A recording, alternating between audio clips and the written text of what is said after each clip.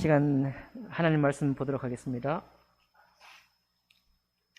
오늘 하나님 말씀 마가복음 1장 우리 14절부터 20절까지 교독하도록 하겠습니다. 신약 성경 53쪽 가량이 있습니다.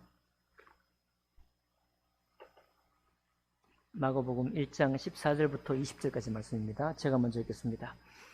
요한이 잡힌 후 예수께서 갈릴리에 오셔서 하나님의 복음을 전파하여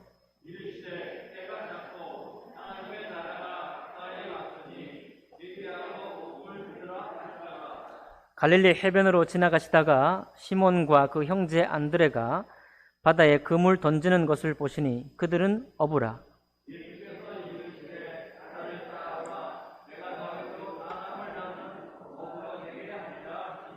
곧 그물을 버려두고 따르니라.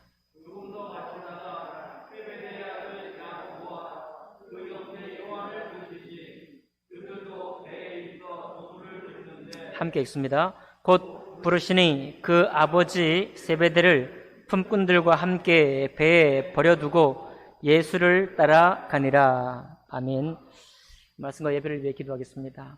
살아계신 하나님 아버지, 오늘도 주님께서 저희들 생각과 마음을 이렇게 불러주시고 초대해 주셔서 하나님의 마음과 또 하나님의 생각, 또 하나님의 일하심을 듣고 보게 하셔서 감사드립니다. 우리 영혼이 주님 말씀을 통해 또 하나님이 하신 일을 통해 깨어 일어나게 하시고 또 새롭게 되어서 하나님 아버지 세상에 살아갈 때에 참으로 주님의 말씀을 위해서 또 우리 주 예수 그리스도의 복음을 위해 살아가는데 부족함이 없도록 역사해 주옵소서. 예배 시종을 주님께 의탁하며 귀하신 우리 주 예수님 이름으로 기도하옵나이다. 아멘. 오늘 이 마가복음 1장 14절부터 마지막 절까지 있는 말씀을 본문으로 해서 사람을 낚는 어부라는 제목으로 하나님 말씀 나누겠습니다.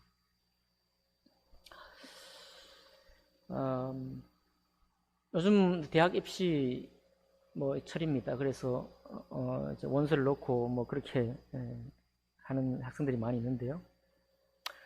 기사를 보니까 신학교 경쟁률이 해마다 떨어지고 있습니다. 신학교 가려는 사람도 별로 없고 또 신학교를 졸업해서 또 사역자가 되고자 하는 사람도 많지 않고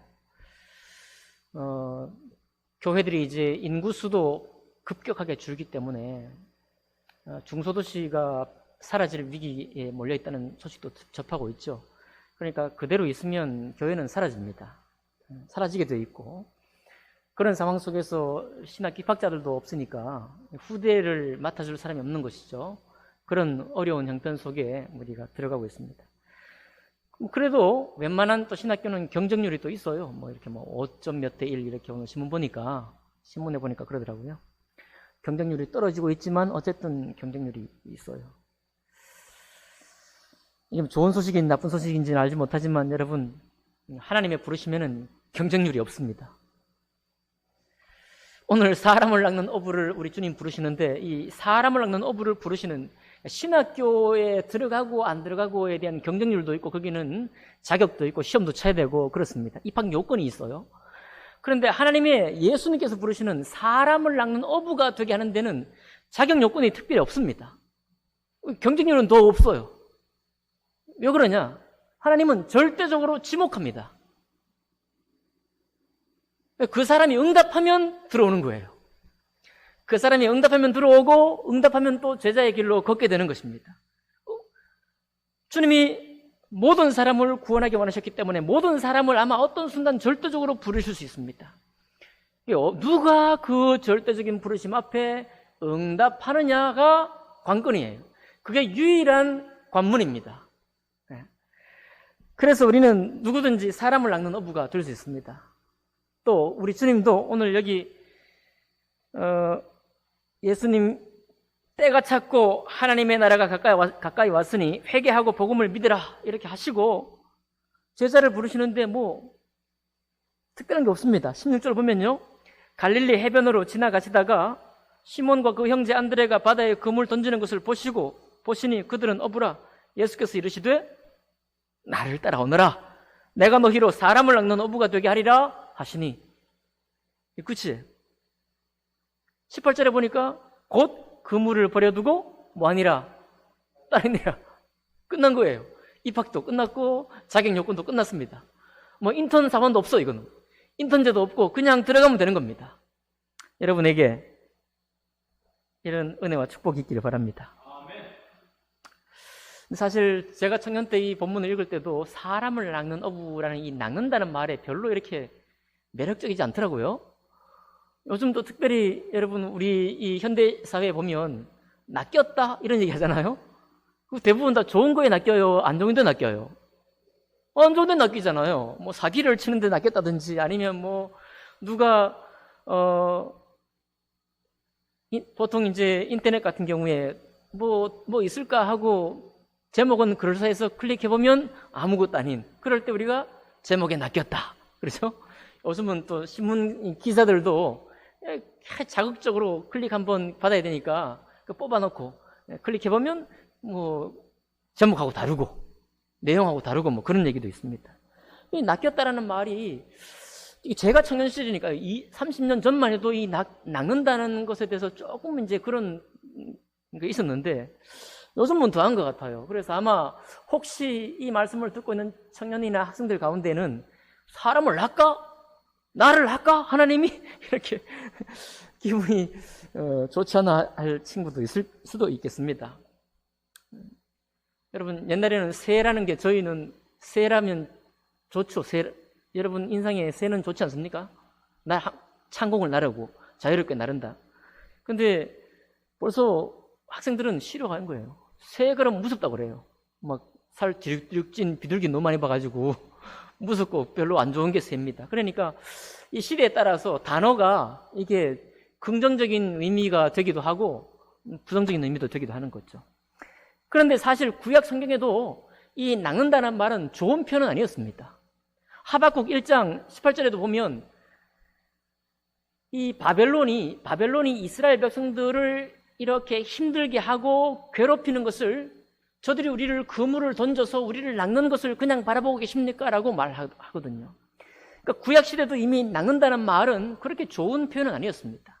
근데 예수님께서 정말 새로운 의미로 이 말씀을 쓰시는 거예요. 네. 이 사람을 낚는다는 것은 우리 주님께서 뭐 여러분과 저를 부르셔서 뭐 주님 뜻대로 막 그냥 이렇게 우리를 한다 그런 말이 아니라 정말로 우리를 하나님 나라, 하나님 왕국에 합당한 사람, 그리고 죄에 눌려있는 삶에서부터 우리를 건져낸다는 그런 말이에요. 여러분 낚는다는 말은 건져내는 것이죠. 물이나 바다에서. 보통 바다는 뭐 리워야단이 산다고 하고 또 마귀와 또 그런 어떤 안 좋은 또 상징적인 이미지가 성경에 있거든요. 바다든지 호수든지 거기서 건져내는 겁니다. 그러니까 힘겹고 때로는 죄 아래 갇혀 있는 사람들을 거기서 건져낸다 이런 얘기. 건져내어서 하나님의 의롭고 거룩한 선한 나라에 인도하신다라는 의미에서 사람을 낚는 어부가 되게 하신다라고 말씀하고 있는 것입니다. 참 제자들이 신기하죠. 참 신기한 것이 우리가 베드로를 여러분 아시겠지만 베드로와 또 뭐 야고보 형제 요한들 다 아는데 이 사람들이 어부의 베테랑인들이잖아요. 그래서 우리 주님이 153마리의 그 고기를 그물이 찢어질 만큼이나 잡을 때 그때 베드로는 우리가 밤새도록 잡아봤는데 안 됩니다 라고 했잖아요. 그 말은 뭡니까? 베테랑이라는 거예요. 물때 또 고기가 있는 곳 다 안다는 거죠. 그러니까 고기를 잡기 위한 기술을 평생 익힌 거예요. 그러니까 이 사람은 갈릴리를 떠나가지고 한국으로 만약에 뭡니까? 이민 온다고 해도 호숫가에 집을 짓고 살 거예요. 왜? 그 사람이 배운 것이고 그 사람이 가장 잘하는 것이고 그 그물하고 배만 있으면 이 사람은 굶어 죽을 일이 없습니다. 이 사람은 다른 사람에게 아쉬운 소리 할 이유가 없는 거예요. 그런데 그렇게 평생을 두고 갈고 닦은 실력으로 배 조정하는 법, 배 타는 법, 그물 내리는 법, 고기가 어디에 많은지 물때까지 알고 있는 이 베드로와 그 친구들이 주님께서 한마디 하셨습니다. 나를 따라오라. 내가 너희로 사람을 낚는 어부가 되게 하리라 하시니 곧 그물을 버려두고 따르니라 라고 말하고 있습니다. 이게 참 우리가 이해나 하기는 쉬운데 알다가도 모를 일이에요. 어떻게 이렇게 쉽게, 어떻게 이렇게 아무렇지도 않게 자기가 평생 쌓아온 것을 버려두고 주님을 쫓아갈 수 있을까? 다시 한번 이 영상을 듣고 있는 우리 청년 학생들에게 도전합니다. 주님께서 사람을 낚는 어부가 되게 하기를 원하십니다. 때가 찼고 하나님의 나라가 가까이 왔으니 회개하고 복음을 믿으라 말씀하셨고, 그 복음이 얼마나 소중한지, 그 복음이 얼마나 위대한지, 그 복음이 얼마나 영원한 생명을 주시는 복음인지 누구든지 우리 주님은 사람을 낚는 어부가 되게 하기를 원하고 계십니다. 이 절대지금 부르심을 들을 때 누가 응답하고 누가 따르기를 원하느냐, 이것이 관건인데요. 우리가 한번 풀어봅니다. 왜 그러면 이 세베대의 아들들 시몬, 베드로와 야고보와 요한, 이 사람들이 금세 그물을 버려두고 쫓았을까요? 여러분, 모든 삶이 만족된다면 우리가 자기 삶을 바꿀 이유가 있나요? 두 번째 직업을 선택할 이유가 있습니까? 없습니다. 내가 어부 생활을 통해 가지고 생계 유지가 충분히 되고, 또 내가 인생을 살아가는데 특별히 애로사항이 없다면, 어떤 선생님이 와서 나를 따라오라 하는데 왜 따라갑니까? 내가 다 준비되어 있고, 저축도 되어 있고, 내 실력도 여기 있고, 내가 일하기만 하면 돈을 벌 수 있는 곳이 여기 있는데 내가 왜 남을 따라갑니까? 아마도 모든 사람이 매여 있었던, 여러분, 우리 주님 오실 때 이사야 61장에 있는 말씀으로 사역을 시작하셨죠? 억눌린 자에게 자유를, 그죠? 포로된 자에게 자유를, 눈먼 자를 눈뜨게 하시고 모든 가난한 자에게 은혜의 해를 선포하게 하려 하심이라. 아마 그 말씀에 주어라는 무엇인가의 걸림이, 인생에 대한 걸림이 있었을 겁니다. 그렇게밖에 이해할 수 없죠. 그럼 그게 뭘까요? 우리 주님이 천국 복음을 말씀하시면서 천국 복음의 이 천국이, 하나님의 왕국이라는 것이 얼마나 놀라운 것인지를 우리에게 좀 보여줍니다. 그게 어딘가 하면 이제 21절 하반절부터 나와요. 첫 번째 나오는 게 뭐냐면 귀신을 쫓는 이야기입니다, 여러분. 자, 21절 볼까요? 가버나움에 들어가니, 23절, 마침 그들의 회당에 더러운 귀신 들린 사람이 있어 소리질러 이르되, 라고. 귀신 들린 사람이 회당에 있는 겁니다. 자, 여러분, 오늘날 이 귀신 들린 사람을 어떻게 치료하죠? 우리가 이 현대의학이 발달한 오늘날 귀신 들린 사람을 정신병원에 이렇게 모십니다. 거기서는 상담을 통해서 혹은 약물을 통해 치료할 수 있는 사람은 치료하고, 그러나 약물로도 치료할 수 없는 사람은, 그러니까 오늘 개념, 이 성경적인 개념으로 보면 귀신 들린 사람에 해당할 수 있습니다.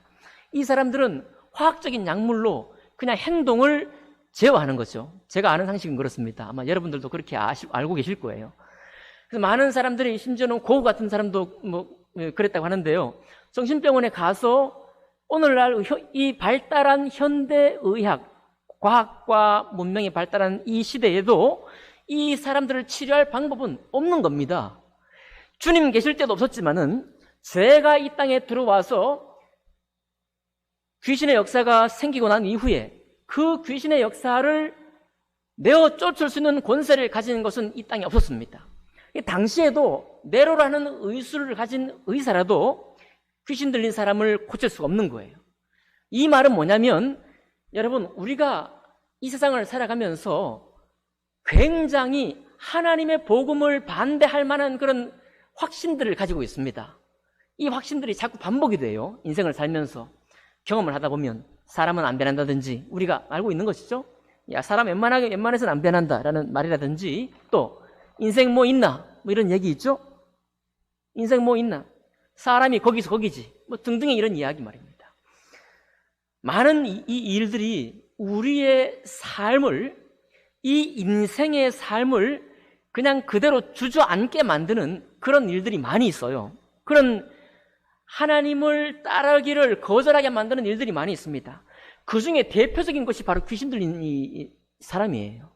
그러니까 아무리 좋은 말씀을 전하고 서기관들과 바리새인들이 정말로 하나님의 말씀, 하늘에서 내려온 이 말씀을 전한다고 해도 이 귀신 들린 사람의 저 꿈쩍도 하지 않을 저 사람을 변화시킬 수 없다는 것을 볼 때 사람들은 인생 너머에 무엇이 있다라고 생각할 수가 없는 거예요.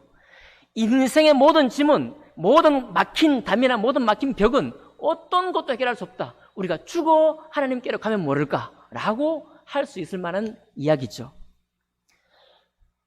여러분, 베드로와 요한 이 사람들이, 세베대의 아들들이 아무리 베테랑이고 아쉬운 것 없이 물고기를 잡아서 자기 생계를 꾸려가고 웬만한 인간관계를 맺어가면서 또 그물 깁는 기술들을 익혀가면서 산다고 할지라도 인생이라고 하는 그 짐에 눌린 상태에서 벗어날 길은 없었던 겁니다. 그런데 그것을 주님께서 오셔서 천국 복음, 하나님의 왕국이 가까웠느니라, 회개하고 복음을 믿으라, 내가 복음이라는 것을 너희가 믿으라 라고 말씀하실 때 이 복음이 얼마나 권세 있는 것인가. 22절에 보면 무사람이 그의 교훈에 논라니 이는 그가 가르치시는 것이 권위 있는 자와 같고 서기관들과 같지 아니함일러라. 우리 주님이 하시는 말씀은 말이 아니에요. 이 말씀은 역사하는 힘이고 이 말씀은 집행할 수 있는 힘이고 그런 것입니다. 얼마나 집행할 수 있는 힘인가. 더러운 귀신 들린 사람의 어떤 의술로도 쫓아낼 수 없는 그 귀신을 꾸짖어 그 사람 몸에서 나오게 만드는 그런 권세를 가진 복음이다 라고 주님이 말하는 거예요. 물론 제자들은 이 귀신 쫓는 장면을 보지도 않고 쫓아왔습니다. 네. 그런 축복이 있길 바라요. 그런 축복이 있길 바랍니다. 네, 예수께서 우리의 모든 죄를 도말하시고 십자가에 피 흘리사 우리 모든 죄의 형벌을 당하시고 죽으신 지 장사한 지 3일 만에 다시 부활하셔서 그분을 믿는 모든 사람의 죄를 사하시고 하나님의 의를 우리에게 덧입혀 주시고 하나님의 자녀라 인쳐주신다. 그 사실을 듣고 곧장 바로 믿을 수 있는 사람이 있습니다. 여러분도 그렇게 믿으신 분 중에 계시죠? 네, 그런 믿음이 있길 바랍니다. 누구든지. 그러나 그 이후에 이제 주님을 경험하게 하는 것이죠. 첫 번째가 바로 더러운 귀신이에요. 자, 24절 볼까요? 이 더러운 귀신이 뭐라고 하느냐? 쫓아내기 전에 나사렛 예수여, 우리가 당신과 무슨 상관이 있나이까? 우리를 멸하러 왔나이까? 나는 당신이 누구인 줄 아노니 하나님의 거룩한 자니이다. 귀신같이 알고 있죠? 우리 주님을 또 알고 있습니다. 정말 귀신같이 알고 있어요. 하나님의 거룩한 자입니다 라고 말했는데 중요한 건 뭐냐면 귀신이에요. 우리가 당신과 무슨 상관이 있나이까 이거예요. 여러분, 우리를 속이고 멸망시키려는 사람은 우리 속에서 말하기를 하나님이 나와 우리와 이 인생과 무슨 상관이 있습니까? 라고 묻는 거예요. 여러분, 우리가 예배를 드리고 말씀을 듣고 일상생활을 살아가고 있지만 정말로 우리 한 말씀 한 말씀이 정말 나에게 상관 있는 말씀이고 그게 나에게 축복된 말씀일 뿐만 아니라 하나님의 나라를 선포하고 회개하를 선포하고 천국 복음을 전할 만한 그런 놀라운 말씀이 맞는가? 라고 말할 때 많은 사람들이 그 말씀이 나와 무슨 상관이 있습니까? 라고 묻습니다. 귀신이 자기 정체를 밝혀주는 거예요. 그러니 여러분, 우리는 귀신 들린 사람 아니에요. 아니지만 우리의 생각 속에 우리를 말씀에서부터 자꾸 끌어내리는 힘이 있는데 그 힘이 우리 속에서 말하기를 내가 하나님 말씀과 이 말씀과 내가 무슨 상관이 있습니까? 이 말씀과 내가 무슨 상관이 있습니까? 라고 물으면서 하나님은 거룩한 자시죠. 말은 다 해요. 그러나 나오지 않습니다. 그러나 주님의 말씀과 자기 삶을 결합시키지 않아요. 말씀과 자기 삶을 결합시키지 않는다 이 말은 믿음이 없다 이 말이에요. 믿어지지 않는다는 말입니다. 여러분, 하나님 말씀이 믿어지지 않는 사람은 결단코 주님의 부르심에 함께할 수 없습니다. 하나님 말씀과 내가 함께할 수 없는 거예요. 그런데 잘 생각해 보세요. 귀신 들린 사람이 귀신에 눌려 평생을 마치는 것이 좋으냐 이거예요. 이것이 행복이냐 이 말입니다. 이것이 축복이냐 이 말이에요. 아니죠? 똑같이 모든 인생을 살아가면서 우리가 인생의 각 여러 가지 지금 우리의 상태로 해결되지도 않는 해법도 없고 말이죠. 우리가 아무리 생각하고 신앙생활을 해봐도 이거는 넘어갈 수 없을 것 같은 어떤 벽이 있을 수 있습니다. 각 사람마다. 근데 그 벽을 우리가 평생 끌어안고 사는 것이 정말 좋은 것이냐? 정말 마땅한 삶이냐? 정말 하나님의 천국의 복음이 내게 있다고 하는데 이 복음을 내가 가지고도 그런 벽에 갇혀서 주님께 나아가지 못하는 것이 정말 그리스도인의 참된 삶이 맞느냐? 물어봤을 때 아닐 것이다. 그건 아닐 거야. 그건 아닐 거야 라고 한다면 그런 생각들을 주님 말씀을 볼 때 쫓아내시기 바랍니다. 그런 생각들을 몰아내시길 바라요. 그건 주님이 우리에게 선물한 생각이 아닙니다. 세상이 나에게 공급한 생각이에요. 세상이 나에게 들려준 생각입니다. 그런 거 가지고는 결단코 주님과 함께 할 수 없어요. 근데 보세요. 예수님께서 꾸짖어 이르시되 주님이 얼마나 우리를 사랑하시는지, 주님께서 우리 영혼을 얼마나 사랑하시는지 이 더러운 귀신을 꾸짖는 거예요. 예. 말씀을 향한 담대함이 있는 사람은 다른 사람을 꾸짖는 권세가 있습니다. 꾸짖을 수 있는 권세가 있어요. 요즘 뭐 공감하고 관용하고 또 이렇게 서로 이해하고 사랑하고 이런 것이 시대 가치관인데 그러다 보니까 꾸짖는 것, 징계하는 것 이런 것을 잘 못해요 우리가. 그러나 그게 다 뭡니까? 아마 우리에게 어떤 권세가 지금 빼앗기고 있는 거예요. 하나님 말씀을 향한 나의 확신, 그 확신으로부터 오는 권세를 내가 빼앗기고 있는 것입니다. 그러면 꾸짖지 못해요. 책망하지 못합니다. 자, 그렇게 해서 이제 주님이 하나님의 왕국이 어떤가 이렇게 보여주는 거예요. 그 다음에 29절 가보니까요, 시몬의 장모가 열병으로 누워 있습니다. 이거는 심한 병은 아니죠. 여러분, 오늘날 병원에 가면 열병, 이때 열병이 뭔지는 잘 모르겠지만 요즘 현대의학으로 다 나을 수 있는 거예요. 병원 갔다 오면 회복되는 그런 병입니다. 그 주님도 병에 대해서는 꾸짖지도 않으시고 뭐라고 했는가 하면 가서 손을 잡아 일으키셨어요. 그리고 끝났습니다. 말씀도 안 하시고 꾸짖지도 않으시고 그냥 손을 잡아 일으키시니 열병이 떠나가니라.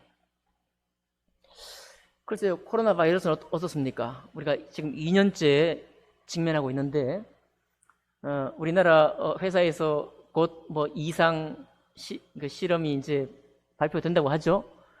이제 그게 끝나면은 이제 2월 말이든지 3월부터든지 이렇게 약을 먹을 수 있도록 혹은 주사를 맞을 수 있도록 한다고 얘기하기도 하고, 그러나 들려오는 소문을 여러분 다 듣고 계시잖아요. 어떤 거는 뭐 맞았는데 싸워 이길 확률이 50%밖에 안 된다. 오늘 본 뉴스에 50%밖에 안 된다는 얘기는 맞아가지고 좋아질 확률 반, 계속 안 좋아질 확률이 또 반. 이거 어떻게 맞아요? 하여튼 그런 생각이 듭니다. 이렇게 현대학이 발달한 지금에도 말이에요, 이 바이러스, 감기 바이러스와 유사한 이 바이러스도 우리가 지금 사실은 이 장악을 못하고 있습니다. 의술로 어떻게 하지를 못해요. 그러나 우리는 알고 있습니다. 지금 의료진들이 굉장히 수고하고 있고 10개월, 1년 동안이나 보상도 제대로 받지 못한 상태에서 정말 아무도 알지 못하는 수고를 하고 있는 거예요. 여러분, 그런 분들에게 우리가 박수를 보내야 되겠죠? 그런 분들이 없으면 지금 병원에서 입원해 있는 환자들 누가 치료해 줍니까? 누가 그들을 위로해 주겠어요? 또 비록 50%밖에 안 되지만 연구하는 사람이 있죠. 의사들, 또 약사들, 그리고 연구원을 통해 가지고 열심히 연구하고 있습니다. 우리가 그런 사람들을 무시하면 되나요? 안 되죠? 그런 사람 때문에 우리가 이렇게 건강한 것입니다. 그런 사람들이 자꾸만 연구해주고 신약을 개발하고 또 더 좋은 의술을 이렇게 만들어 가니까 우리의 평균 수명도 점점 늘어왔잖아요. 그렇죠? 근데 여러분, 그래도 그렇다고 해도 항상 우리에게 답답한 병은 여기 늘 있어요. 답답한 병이 늘 있습니다. 예, 의술로 해결될 수 없는 것이 있는 거예요. 왜 주님이 시몬의 장모, 베드로의 장모의 손을 잡아 일으키시니 열병이 떠나가니라, 이 말씀을 줬을까요? 주님의 복음은, 하나님의 나라는 귀신도 떠나가지만 병도 더 이상 주관할 수 없는 그런 나라다. 라고 말씀해 주는 것이죠. 아니, 우리가 병이 안 걸린다는 말이 아니라 병이 우리를 좌지우지하지 못한다 이 말입니다. 내가 심한 병에 걸렸다고 해가지고 하나님의 천국 복음이 나에게 식어지는 게 아니라 내가 심한 병이 걸려가지고 죽음이 왔다 갔다 할지라도 그때 그 순간에조차 하나님의 나라가 너무 사모되는 거예요. 주님의 생명이 너무너무 사모되는 것입니다. 병이 안 나가지고 병으로 고생하는 인생보다 병이 나아서 일상생활 하는 인생이 더 낫죠. 그러나 멀쩡한 베드로, 멀쩡한 세베대 아들, 멀쩡하게 어부생활 하던 사람이 그물을 버려두고 주님을 쫓았습니다. 무슨 말이에요? 멀쩡히 살아요. 아무 병이 없습니다. 아무 문제가 없어요. 그럼에도 불구하고 항상 문제가 있다는 거예요. 인생은 모든 사람에게 주 예수께서 우리에게 오지 않으시면 우리가 도저히 벗어날 수 없는 어떤 답답한 막이 있다는 겁니다. 그것을 보여주는 거예요. 그러나 주님께서 오시면 어떤 것도 우리를 억누를 수 없다. 어떤 것도 우리의 마음을 포로로 잡아 끌어내릴 수 없다. 그런 것을 지금 보여주고 있는 것입니다. 그 다음에 또 누가 나옵니까? 많은 병자, 모든 귀신 들린 병자가 나와요. 40절에 보면 나병 환자가 나옵니다. 나병 환자, 문둥병자죠. 한센병 환자들입니다. 여러분, 문둥병, 이 한센병은 구약 성경부터 이거는 격리예요. 총회 밖에 나갑니다. 해결책이 없는 거예요. 열병은 병이죠. 한센병은 병이지만 이거는 지금도 과학도 안 되잖아요. 지금 약도 없어요. 제가 피부약 언젠가 말씀드렸지만 피부병이 이게 심해가지고 이 한센병 환자들이 바르는 피부약을 발랐어요. 그 정도로 독한 거거든요. 근데 우리나라 정책에 따르면 그저께도 보니까 경주에도 그 촌이 있고요. 저희 울산에도 있습니다. 울산에 있습니다. 다 소록도에도 있죠. 다 격리치료가 아니라 그냥 격리해서 사는 거예요. 일반 사람들과 격리해서 사는 것입니다. 이것이 구약 성경 때부터 그랬고 주님 오실 때도 그런 거예요. 그러니까 나병 환자가 자기가 치료받을 수 있다는 소망 자체는 아예 없는 겁니다. 그냥 그래서 천형이라고 그러잖아요. 천형. 하늘의 형벌이다 이거예요. 하늘의 형벌인데 내가 그걸 어떻게 이깁니까? 그런데 주님이 뭐라고 하고 있어요? 나병 환자가 원하시면 저를 깨끗게 하실 수 있나이다. 주님께서 막 병을 고치시고 귀신을 쫓아내는 걸 보고 이 나병 한 명의 나병 환자가 소망을 품고 나왔어요.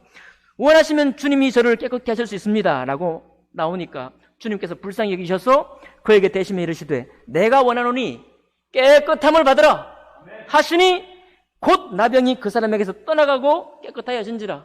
이 말이 뭘까요? 여러분, 우리는 어부든 누구든 생각할 줄 알아요. 자, 다른 건 다 되는데 나병 환자는 안 돼. 그러면 한계가 있는 겁니다. 이 땅에 죄가 들어와서 생겨난 나병이에요. 그런데 그 나병을 예수께서 떠나가게 하고 깨끗하게 하는 걸 볼 때 사람들의 마음에 어떤 생각이 들겠어요? 이거는 세상에서 나올 수 있는 일이 아니다 이거예요. 여러분, 의술은 세상에서 나오는 일입니다. 하나님이 우리에게 주신 지혜로 우리가 연구하고 탐구하고 또 옛날 걸 찾아보고 새로운 병을 확인하고 더 나은 치료법을 연구하고 해서 나오는 게 의술이에요. 땅에서 나오는 겁니다. 하나님이 우리에게 주신 지혜로 나오는 거예요. 그러나 나병을 고치는 것은 땅에서의 지혜로 고칠 수 없는 겁니다. 이것은 하나님이 우리에게 어떤 지혜와 어떤 권세를 준다고 해도 우리는 할 수 없는 거예요. 사람의 인생의 짐에서 벗어날 수 있는 길이 없는 것입니다. 그런데 주님이 그를 깨끗하게 하셔서 나병을 떠나가게 만들고 깨끗하게 만드신 거예요. 그럼 이것을 볼 때 제자들, 자기 스스로 따르기로 했던 제자들도 놀라는 거예요. 여러분, 제자들도 자기 인생사 준비할 거, 살아갈 방편이 다 마련되어 있었지만 나를 따라오너라, 내가 너희로 사람을 낚는 어부가 되게 하겠다라고 하셨을 때 따랐잖아요. 그죠? 그 말은 저들에게도 얽매임이, 인생의 짐이, 포로된 짐이, 억눌린 짐이, 가난한 짐이 있었다는 것을 우리에게 보여줍니다. 그런데 그 사람들이 찾아왔을 때 나병이 고침받고 그리고 열병이 떠나가고 귀신들이 떠나가는 것을 볼 때, 야, 이거는 주님밖에는 할 수 없는 일일 뿐만 아니라 하나님이 아니고서는 할 수 없는 일이다 라는 것을 아는 거예요. 맞죠? 그 여러분, 우리가 지금 예수님 믿고 있습니다. 우리가 신앙생활을 하고 있는 거예요. 근데 우리가 신앙생활을 하면서 자꾸 착각에 들어가요. 그게 뭐냐면 우리의 경험과 신앙생활의 경험 속에서 하나님이 아니고서는 할 수 없는, 하나님만이 하실 수 있다고 하는 사실로부터 우리 인생의 경험을 자꾸만 섞어가지고 우리 스스로 인생의 짐에 다시 갇히는 거예요. 우리 스스로 주님이 자꾸만 짜가지고, 그렇게 되면 하나님이 부르신 부름과 조금 거리가 멀어지는 거예요. 우리 그렇게 하지 맙시다. 우리는 다시 돌아가야 되는 거예요. 여기 우리가 정말 처음 믿을 때 아이처럼 야, 나병이 떠나가서 노래 하잖아요. 노래 주일에 이렇게 찬양하는 것처럼 그런 마음을 우리가 오늘도 가져야 하는 거예요. 오늘도 우리가 가지는 것이 정상인 것입니다. 그게 바로 주님 말씀하실 때 때가 찼고, 주님 오실 때도 때가 찼지만 지금도 때가 꽉 찼잖아요. 때가 찼고 하나님의 나라가 가까웠으니 회개하고 복음을 믿으라. 회개하고 복음을 믿으라.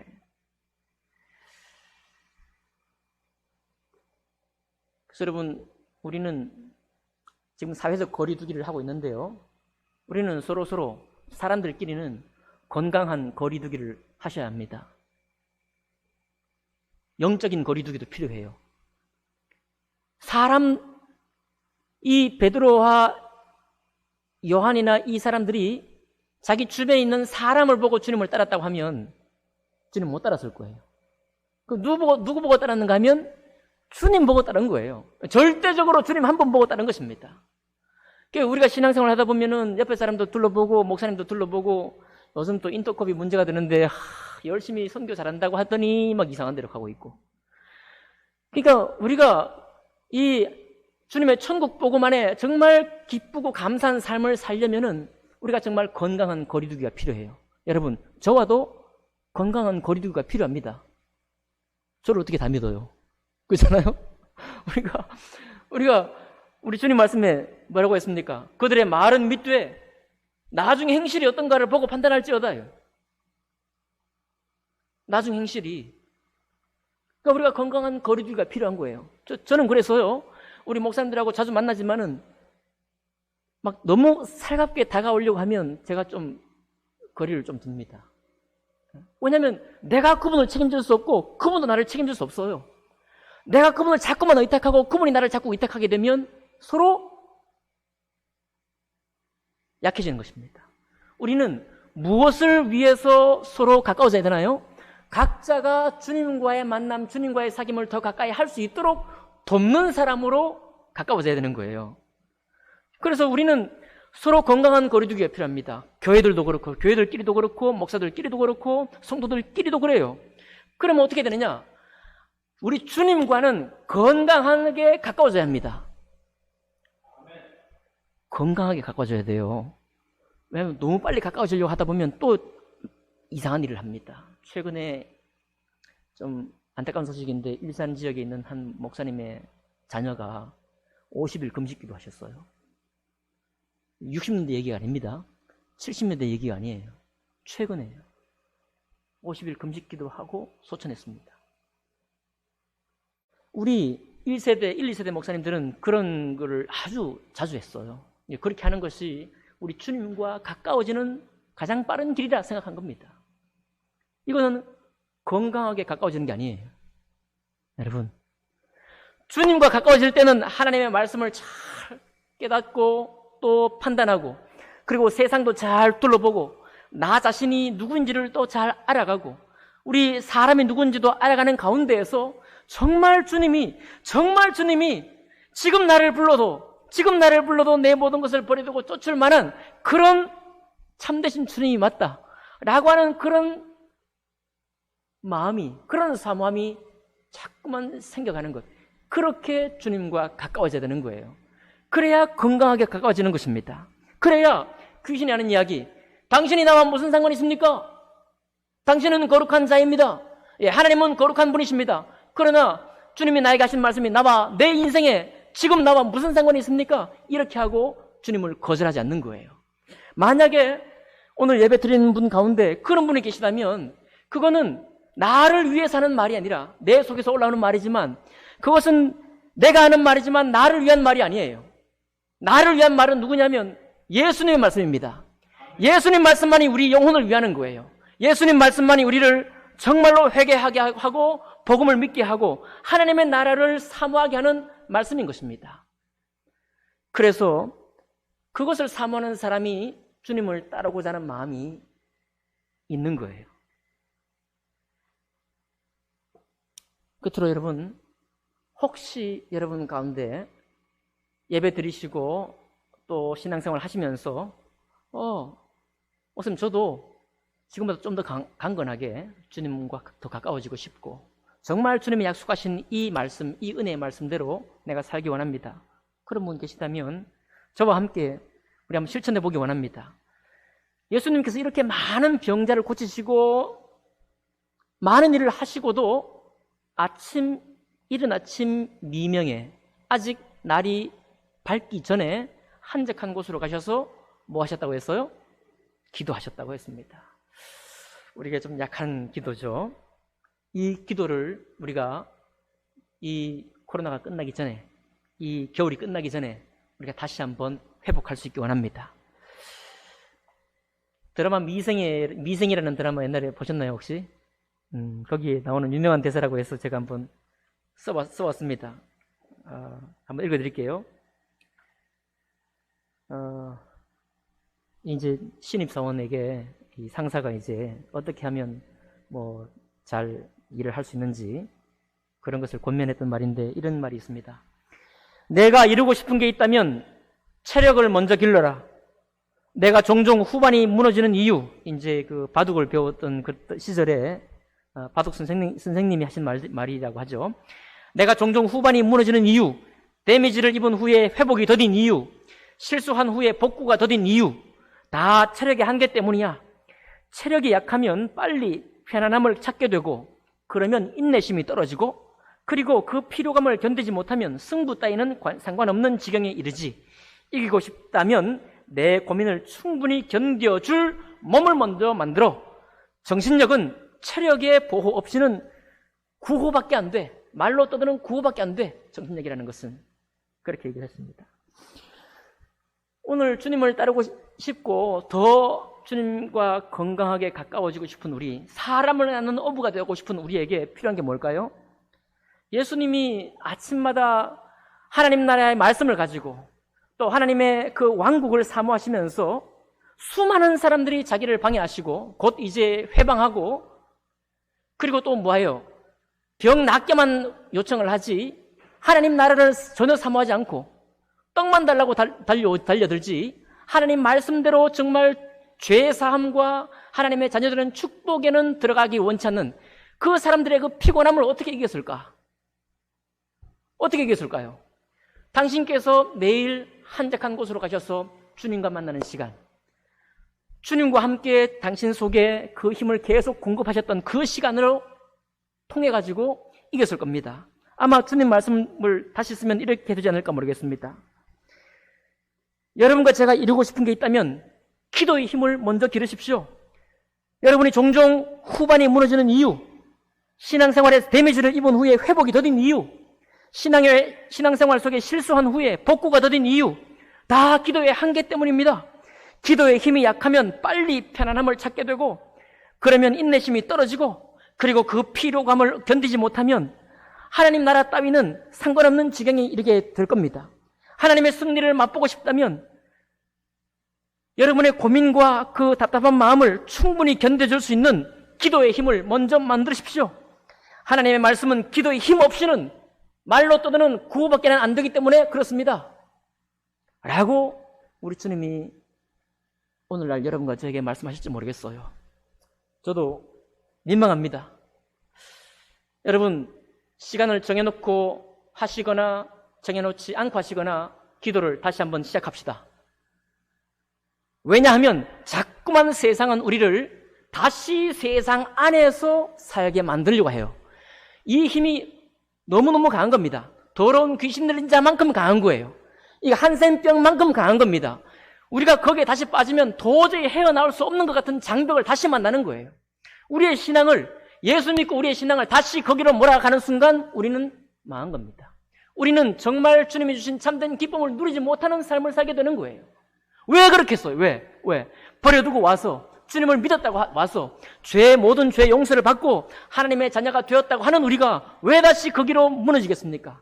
예, 물론 여러분, 우리는 여전히 땅의 생활을 살아야 됩니다. 우리는 자녀를 양육해야 하고 자녀들은 실력을 길러서 자기 앞가림을 해야 되고, 그러니까 아까 코로나 바이러스를 이기기 위해서 연구하는 의료진, 봉사하는 간호사들, 바로 그 활동을 우리들이 하는 거예요. 우리들이 해야 됩니다. 그러니 거기에도 정통해야 돼요. 거기에도 실력이 다 익숙해져야 되고 숙달돼야 됩니다. 그러니 세상의 가치가 필요 없는 게 아니에요. 세상의 가치를 더 잘 익혀가야 됩니다. 그러나 그런 가치를 익혀가는 것 때문에 하나님의 가치, 예수 그리스도가 우리에게 주신 것을 잃어버리고 점점 멀어지게 된다면 그것은 아니다 이 말이에요. 아멘입니까? 여러분은 그렇게 생각이 됩니까? 예, 그래요. 우리 정신을 차립시다. 우리 교회들이 지금 많은 안 좋은 소문들 때문에 우리도 지금 힘들어요. 여러분 마음이 힘들죠? 왜 교회가 좀 더 영향력 있고 정말 이 시대를 이기고 세상을 이기는 그런 소식들보다 안 좋은 소식들이 더 많은가? 그런 것이 점점 우리 마음을 상하게 만들고 있습니다. 우리의 의로운 심령이 점점 더 상하고 있어요. 그러나 이때 누가 우리를 거기서 건져낼 수 있습니까? 사람을 낚는 어부, 사람을 건져내시는 주님, 그 주님의 말씀으로 다시 돌아가기 원합니다. 그분의 능력 가운데 우리의 마음을, 우리의 삶을 다시 던져드리기 원합니다. 그럴 때 우리가 새 힘을 얻을 수 있는 거예요. 그럴 때 우리가 권세 있게 나아갈 수 있습니다. 비록 오늘 실수하고 내일 실패하더라도 하나님 말씀과 그 말씀을 쫓아 이 말씀이 나의 말씀이 되게 해달라고 하는 그런 기도를 통해 가지고 점점 더 믿음을 결합해 갈 때 우리가 주님을 따라가는 제자가 될 수 있는 거예요. 그래서 기도는 주세요, 주세요, 주세요. 이것도 주시고 저것도 해결해 주시고, 그런 기도 우리 주님이 들어주시지만 제가 늘 말씀드리잖아요. 그런 기도 안 해도 주님 들어주십니다. 본질적인 기도가 뭐냐요? 본질적인 기도가 뭐냐? 바로 이 주님의 말씀을 나의 말씀으로 삼게 해달라고 하는 세상의 여러 방해로부터 내가 계속 끊임없이 주님 곁에서 주님과 함께 이 길을 걷도록 해달라고 하는 그 힘, 그 권세, 그 능력, 그 담대함을 지켜달라고 하는 바로 그것이 기도예요. 그게 바로 기도입니다. 기도. 하나님과 내가 함께 동행할 수 있도록 해달라고 하는 그런 기도를 우리가 해가면서 이제 오늘 매주 수요일마다 마가복음을 볼 텐데요. 주님의 그 걸음이 나와 정말로 상관 있는 걸음이고 주님의 일하심이 나와 정말로 함께 역사하시는 일하심인 것을 확인해가면서 다시 한번 제자의 마음으로 돌아가는 여러분과 제가 되기를 주님 이름으로 축복합니다. 기도하겠습니다.